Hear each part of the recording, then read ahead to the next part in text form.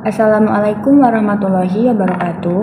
Selamat pagi semuanya. Perkenalkan, nama saya Tiara Nafasa dengan NIM 4012211050. Di sini akan nge-review dan menjelaskan tentang film 13 Hours.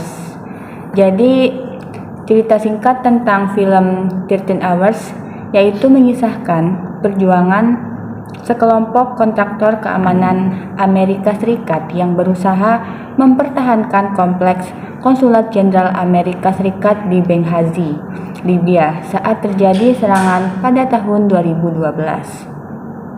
Film ini menyoroti keberanian dan pengorbanan para kontraktor dalam menghadapi situasi yang sangat berbahaya. Nah, berdasarkan alur cerita di film 13 Hours, beberapa adegan dapat dikaitkan dengan potensi pelanggaran HHI, terutama terkait dengan prinsip-prinsip diskriminasi dan juga proporsionalitas. Yang pertama ada prinsip diskriminasi. Dalam film ini menyajikan gambaran yang agak stereotipikal terhadap milisi lokal Libya. Jika dalam film digambarkan adanya perlakuan yang berbeda atau diskriminatif terhadap milisi lokal berdasarkan asal-usul atau afiliasi kelompok mereka, maka hal ini dapat dianggap sebagai pelanggaran prinsip non-diskriminasi dalam hukum humaniter internasional. Yang kedua ada prinsip proporsionalitas. Adegan-adegan serangan balik yang dilakukan oleh tim keamanan Amerika Serikat mungkin dapat dipertanyakan apakah sudah proporsional terhadap ancaman yang dihadapi. Penggunaan kekuatan yang berlebihan dapat dianggap sebagai pelanggaran prinsip proporsionalitas. Dan ada juga beberapa pelanggaran hukum humaniter internasional yang mungkin terjadi di film 13 Hours. Yang pertama ada serangan terhadap warga sipil. Dalam film ini terjadi serangan di daerah yang dekat dengan konsultan dan area sipil di Benghazi.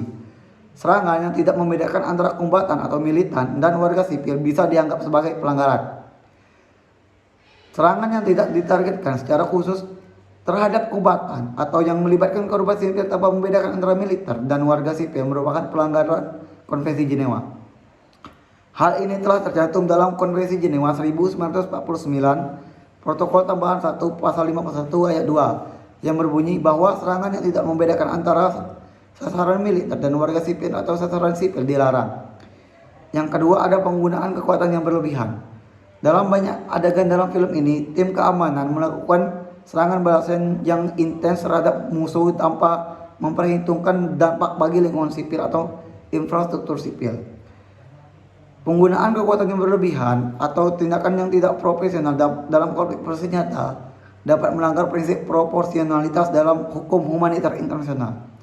Hal ini telah tercantum dalam Protokol Tambahan 1 Pasal 57 Ayat 2 huruf A yang berbunyi dalam melancarkan serangan harus diambil semua tindakan pencegahan yang layak untuk menghindari atau setidaknya meminimalkan korban sipil atau kerugian pada objek sipil. 3. Serangan terhadap properti sipil. Ada beberapa adegan di mana serangan dilakukan di lingkungan sipil dan mengakibatkan kerusakan properti non-militer. Pelanggaran HHI, serangan terhadap infrastruktur yang tidak memiliki hubungan dengan operasi militer, melanggar perlindungan terhadap objek sipil. Hal ini telah tercantum dalam Konvensi Jenewa 4 Pasal 53. Dilarang merusak properti sipil kecuali jika benar-benar diperlukan oleh operasi militer. 4. Perlakuan terhadap tahanan dan korban luka. Dalam film, tidak terlalu banyak fokus pada perlakuan terhadap tahanan atau korban luka. Namun, HHI menegaskan pentingnya melindungi tahanan dan korban luka dalam konflik. Pelanggaran HHI, jika ada perlakuan yang tidak manusiawi terhadap tahanan atau korban luka, ini akan melanggar Konvensi Jenewa yang menjamin hak-hak dasar bagi mereka. Hal ini tercantum dalam Konvensi Jenewa 3 Pasal 13. Para tahanan perang harus selalu diperlakukan dengan manusiawi. Konvensi Jenewa 1 Pasal 12. Para prajurit yang terluka dan sakit harus dilindungi dan diperlakukan tanpa diskriminasi. 5. Penggunaan senjata berat di area sipil. Tim keamanan dalam film ini menggunakan senjata berat termasuk mortir dan granat yang berada di area urban yang berdekatan dengan bangunan sipil. Penggunaan senjata berat di area padat penduduk atau tempat sipil tanpa memastikan langkah-langkah untuk meminimalkan risiko terhadap warga sipil dapat dianggap sebagai tindakan proporsional dan melanggar hukum humaniter internasional. Hal ini tercantum dalam Protokol Tambahan 1 Pasal 51 Ayat 5 huruf B yang berisi serangan mungkin menyebabkan kerugian yang tidak proporsional terhadap warga sipil dibandingkan keuntungan militer langsung yang diantisipasi dilarang. 6. Pengabaian zona aman atau bangunan yang dilindungi. Film ini menggambarkan pertempuran yang terjadi di dekat konsulat Amerika Serikat yang mungkin dianggap sebagai zona aman di bawah hukum internasional. Serangan terhadap diplomatik atau fasilitas kemanusiaan bisa dianggap sebagai pelanggaran jika tidak ada bukti bahwa bangunan tersebut digunakan untuk tujuan militer. Serangan terhadap fasilitas diplomatik yang tidak digunakan untuk operasi militer adalah pelanggaran serius terhadap hukum humaniter internasional. Hal ini tercantum dalam Konvensi Wina 1961 tentang hubungan diplomatik pasal 22 yang isinya melindungi misi diplomatik dari serangan.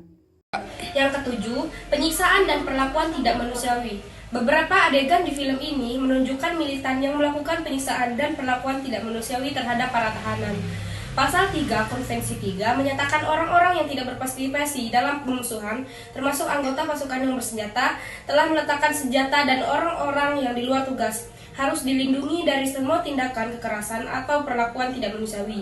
Selanjutnya, Pasal 147 Konvensi Jenewa 4 menyatakan penyiksaan dan perlakuan tidak manusiawi itu dilarang. Kemudian yang kedelapan, ada kegagalan memberikan pertolongan medis. Film ini menunjukkan bahwa militan menolak untuk memberikan pertolongan medis kepada korban luka. Pasal 12 Konvensi Jenewa 1 menyatakan orang-orang yang terluka atau sakit harus dikumpulkan dan dirawat tanpa diskriminasi. Kemudian Pasal 15 Konvensi Jenewa 1 menyatakan orang-orang yang terluka atau sakit harus dirawat dengan penuh kemanusiaan dan tanpa diskriminasi. Nomor 9, penyerangan terhadap personil medis dan fasilitas medis. Di dalam film ini menunjukkan bahwa militan menyerang personil medis dan fasilitas medis. Diatur dalam Pasal 18 Konvensi Jenewa 1 yang berbunyi personil medis dan fasilitas medis haruslah dilindungi. Berikutnya diatur dalam Pasal 21 Konvensi Jenewa 1 yang berbunyi personil medis dan fasilitas medis tidak boleh diserang. 10. Penyerangan terhadap personil kemanusiaan.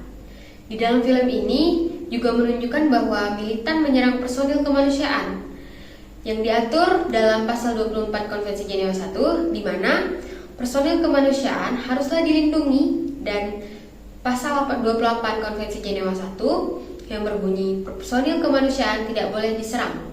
Baiklah, di sini saya akan memberi kesimpulan pada film yang kelompok kami dapati, yaitu film 13 Hosts The Secret Soldier of Benghazi, menggambarkan sejumlah adegan yang dapat diinterpretasikan sebagai pelanggaran terhadap hukum humaniter internasional.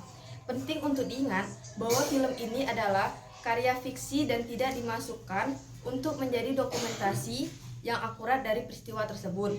Namun, film ini dapat menjadi alat untuk meningkat kesadaran tentang pentingnya hukum humaniter internasional dan untuk mendorong upaya untuk mencegah pelanggaran hukum humaniter internasional di masa depan. Sekian, terima kasih.